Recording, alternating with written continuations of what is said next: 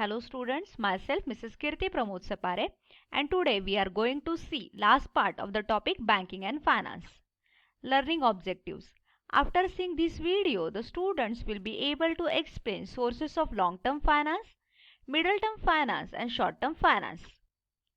First, we have to discuss the methods of raising the capital. Capital for any business can be raised by two ways, that is own capital and loan capital. Own capital is contributed by the owner like sole proprietor or the partners and it remains invested till existence of the business. Loan capital can be raised from individual bank or other financial institution.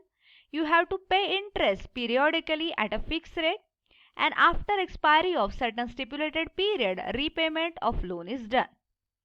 Sources of finance are of three types: long-term finance, middle-term finance and short-term finance. Long-term finance remains invested in the business for 10 or more years, middle-term finance for 3 to 10 years and short-term finance remains invested for 1 to 2 years. We can raise short-term long-term finance by issue of shares, debentures, loan from specialized institutions and plowing back of finance. While middle-term finance can be raised by issue of shares, debentures, public deposits, bank loans, loans from specialized institutions and mortgage. Short-term finance can be raised by trade credit, bank credit, installment credit and customer advances. Let's discuss one by one. Long-term finance, as already discussed, it remains invested for a long period, that is 10 years or more. Normally, it is invested in a fixed assets like land, building, machinery, etc. and it is raised via shares, debenture, plowing back of profit and loans from financial institutions. Let's discuss how it can be raised. First, we will discuss about shares. What is shares? So, capital which is required for large scale business is divided into large number of equal parts. One part or each part of that capital is called as shares. There are two types of shares, preference shares and ordinary shares. Let's discuss difference between preference shares and ordinary shares. Preference shares receives fixed dividend or fixed profit, while ordinary shares receives the dividend after company has paid for preference shares and debenture holders. Preference shareholders have no rights in voting, while ordinary shareholders have right in a voting of company's meeting. Preference shareholders have preferential rights in terms of entitlement to receipt of dividend as well as repayment of company in case of a repayment of capital when the company wound up. Ordinary shareholders are entitled to receive dividend as well as repayment of capital after preference shareholder and debenture holders are paid. Normally, preference shares are preferred by the people who do not like to risk in the capital and yet want higher income than invested in any other scheme. Ordinary shares are generally preferred by the person who takes the risk and they will get higher rate of dividend. Debentures. So debenture is basically a document or a certificate which is issued by the company which acknowledges the loan, and also company is giving undertaking to repay the specified borrowed sum along with interest to debenture holder on a prescribed date. Person holding the debenture are called as a debenture holder and they do not have any rights in a voting. Difference between shareholder and debenture holder. Share of the company provides ownership to shareholder, while debenture holders are not owner, they are creditors of the company who provides loan to the company.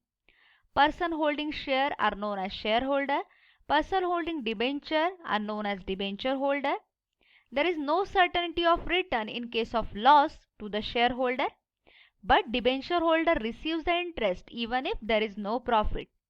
Shares cannot be converted into debentures, but debentures can be converted into shares. Shareholders have the rights to participate and vote in the company's meeting. Debenture holders do not possess any voting right and they cannot participate in a company's meeting. Then third concept, that is plowing back of profit, that is reinvest the profit in the business. The profit earned in any business is not distributed or not completely distributed or only partially distributed among the ordinary shareholders or partners. The money which is saved in the manner is reinvested in the business. So generally plowing back the profit or reinvested profit is known as reserve funds. Next, financial institutions. Certain financial institutions have been set up by central and state government. They provide long-term and medium-term loan or finance to industries at low rate of interest. There are numerous financial institutions as given like IFCI, that is Industrial Finance Corporation of India, IDBI, Industrial Development Bank of India, ICICI Bank, that is Industrial Credit and Investment Corporation of India, Union Trust of India, etc. Medium-term finance. It remains invested in the business for the period of 3 to 10 years. It is generally used to implement expansion, extension or modernization of the business. It is raised through issue of shares, debentures, public deposits, bank loans, assistance from financial institutions and mortgage. Out of this we have already discussed about shares and debentures. So remaining part we are and financial institutions. So remaining part we are going to discuss now. So one of the way of raising medium-term finance is public deposit. The advertisement is given in a press highlighting the achievement of a company and its future plans. It invites the investor to deposit their savings in a public deposit. Generally, money is borrowed for 3 to 10 years. The rate of interest on a borrowed money depends upon the length of period of deposit. The interest is paid periodically or at maturity along with amount of deposit. Higher time you can make the public deposit, you can get higher rate of interest. Next concept or last concept of medium-term finance is a mortgage.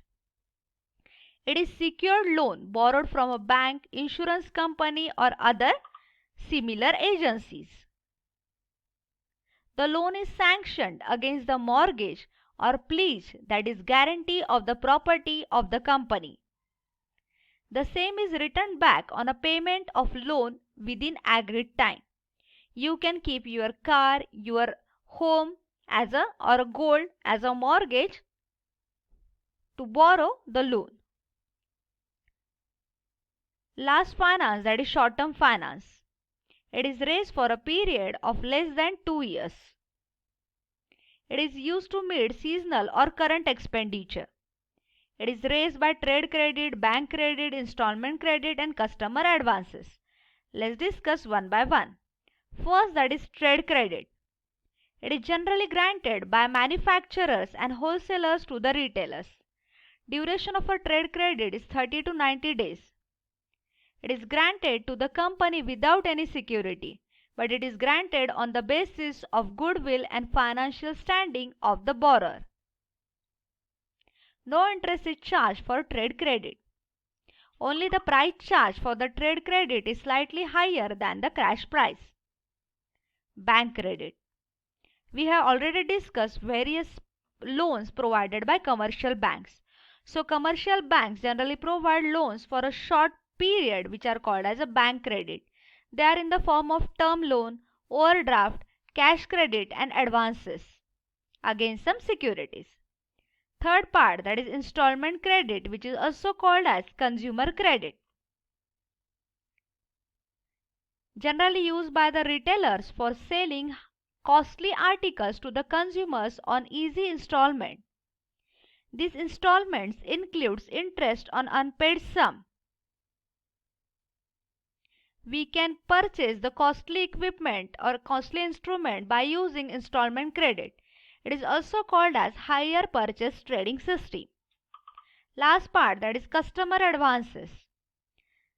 They are used to meet short-term financial requirement.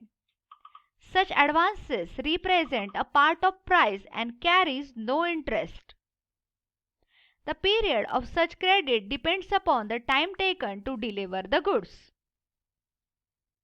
These are the certain references for the topic, and this will end with the last topic or last part of a banking and finance. Thank you very much.